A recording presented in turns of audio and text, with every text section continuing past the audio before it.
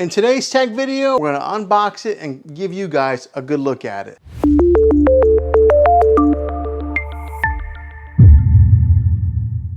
Okay, so this is what the back side of it looks like. It's just laying face down. Here's another good look at just how thin this TV is from there to there. But this is where all the brains of the TV are. The ports on the back, you get a USB 1 right here, but also there's a USB 2 and 3. When it comes to the HDMI ports, that's what a lot of us will utilize. Right here is HDMI 1. There is your eARC HDMI, so if you are a gamer, that's where you're going to want to plug into right there. It's got a third HDMI hookup there, and then right there is a fourth HDMI. Also, it's got a spot for you to hook up your antenna if you're still doing that. Right there's your LAN port to hook up your Ethernet cable, a digital optical out, and then right here are an audio to hook up like some, it looks like it shows a picture of headphones. Here's a SBC only. So over here on this side is the power cable that is attached. Right there is the back portion plate where you mount the back portion. You get your Magic remote here. That's really popular when it comes to the LG models because it's got the pointer and a scroll wheel. You get your screws to mount the plate on. The name brand of the batteries is called bezel. Okay, to put the base on, what you do is you'll get this thing set right in there like so. Let me give you a good look at this Magic remote here. The preset buttons that they've already got pre-installed is Netflix, Disney Plus. Right there brings up like your LG menu. It's got an Amazon Alexa button, LG channels, and then Prime videos. I just set off my Alexa device talking about it. Also, it's got your home button, mute button, microphone so you can talk into it. This is the profile of the remote. I mean, it's contoured so that way you can put so it holds really nice in your hand, your fingers underneath like that. Once you have the back base on, in order to keep it stabilized, you got to put on the metal plate. Now the way to do this is you got the front of it right here, you just kind of angle it and then position it just like that. Now there are 3 screw holes here to keep a watch on, so you're going to want to align the plate so that those 3 holes match up there, then screw your screws right in here to stabilize that plate. Okay, I will be honest with you guys, LG did not make that easy to put those screws in there. So LG, if you watch this, you might want to improve the engineering on this and make those screws a little bit easier to get into there. You just constantly screw, and it's hard to find the hole on there. They don't match up very well, so be prepared to get a little frustrated. Position it. Nice and black. I wonder how long it's going to stay that way before my kids or myself end up touching the screen. But let's go ahead, plug it in, turn it on, and get it set up. Okay, so we want you to press the circle or press the button right here on this remote. Okay, select installation method. The Magic. All right, so we're all paired up with the remote. And it gives you an option to either do the installation method with the mobile device or a TV. I'm just going to do it right here on the TV. All right, so then you'll come to the terms and conditions screen. Just click next. I went ahead and select all. I mean, who actually reads all those terms and conditions? And then click more. All right, so here's where you would connect any of the things that you have connected to your TV normally, like a DVD player, maybe a Roku device, or anything that you would hook up with HDMI. You would then get it connected to your TV and then click next. Okay, so the only thing I hooked up was a Roku device. As soon as I did it, it automatically recognized that it was an HDMI 1 and it named it Roku. So if you are hooking up like a PlayStation or Xbox, you would then hook that up now. And it looks like my Magic Wand just got recognized on here. The Magic Mouse, or whatever they call this. So that way you can scroll around and do it that way. All right, so if you do have a TV antenna, you can get it hooked up right here. And when you hook it up through your coax cable. I do not have it, so I'm just going to go ahead and click next. All right, so if you don't have a TV, or if you don't have any kind of cable or antenna hookup, you just go, I don't have TV service, and then you click next there. You'll enter in your zip code. Why? I don't know why, but they ask for it. All right, so also if you don't want to use the wand or the mouse on there, which to be honest, I don't know that I'm a big fan of it. You can actually just go ahead and click down and use the regular remote while you're pushing in the buttons. I prefer that. You may prefer the mouse.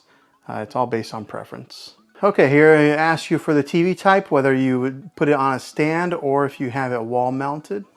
I put mine on a stand.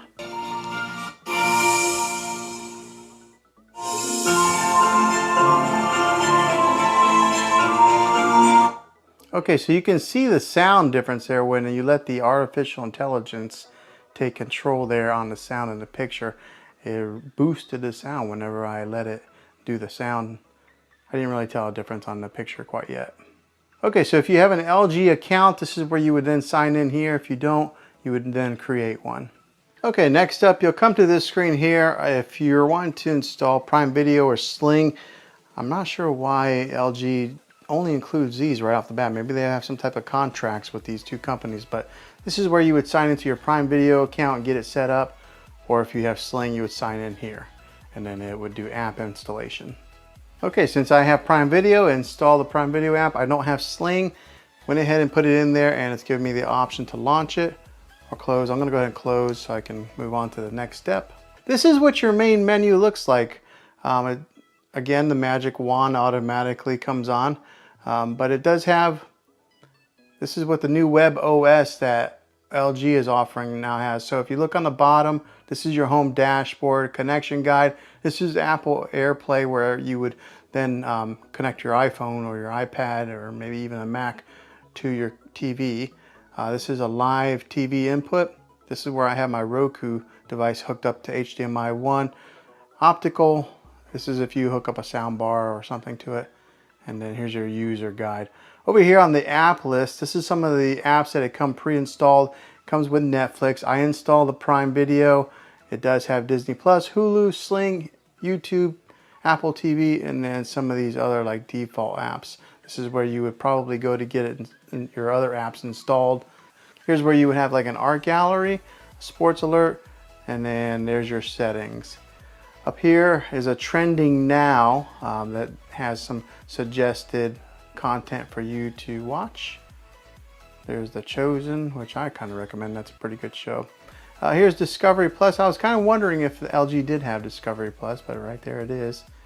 And then you just keep on going, and these are the trending nows. Okay, scanning down a little bit further. Here is your LG channels that are free. Gives you some suggested. It's got history, ABC News Live, Film Rise, CBS News, Fox News. So it gives you a slew of content to pre-install if that's what you're wanting to watch, or I guess it's already installed, so you just click there and watch it. There's for some of you shopaholics. Right here is some of the seasons on Amazon Prime, since I did connect it through, that it's recommending to watch. Here's some of your Apple TV programs. If you do have a subscription to Apple TV, has that offered there. Here's some of the new releases, and it's got the Apple TV logo on there. All right, and that's the bottom bar, so then you just scroll back up to go to the menu. All right, so just first glance at after hooking this thing up, going from a kind of a generic TV that was here on this dresser before to this TV, the first thing I did notice was the sound was incredibly loud for this TV compared to the other model that I had. And I think a lot of it does have to do with that that plate right there that projects the sound underneath the TV and then out to you. So it is loud. Just looking at it here on first glance, this is a nice looking TV. This is the OLED display. It's got a deep black to it, which I really like. I'll go ahead and put up the art gallery. First time launching it, you have to hit agree. All right, so if you're into art, you can go to masterpieces, and then right here they got like Monet, Van Gogh, and then some of your really popular artists. But let's say I kind of liked Monet. Here's a famous one, A Starry Night. Go ahead and click on that. And it gives you some ambient music with the look of a painting with a border on there. But yeah, just looking at it, it looks Very cool. I like that it does switch to other paintings like that. So if you did want to have some type of let me go ahead and mute that. So in case you wanted to have different paintings that just flash around, if you have this set up in your living room, and you could just have that go on some type of a loop. But yeah, that's very cool. And the picture quality, I know it might be kind of hard to judge right here on a YouTube video, but it is pristine clear. Like, it is a nice looking picture. Very impressed. I guess you get what you pay for whenever you are buying like an OLED versus something that is a little bit lower quality. But if you have the money, I think I would recommend getting one of these. Okay, so hopefully this video was helpful to you. I hope it was. This is the unboxing. I'm going to be releasing another video that'll do an actual review of it. And then I will do another video that'll probably be like a 3-month later video after owning it for a little while. But yeah, hopefully this video was helpful. If it was, go ahead and throw a thumbs up on it. Go ahead and subscribe to my channel. I make tech videos all the time, and I would love to have you back in the next one. Until then, take care.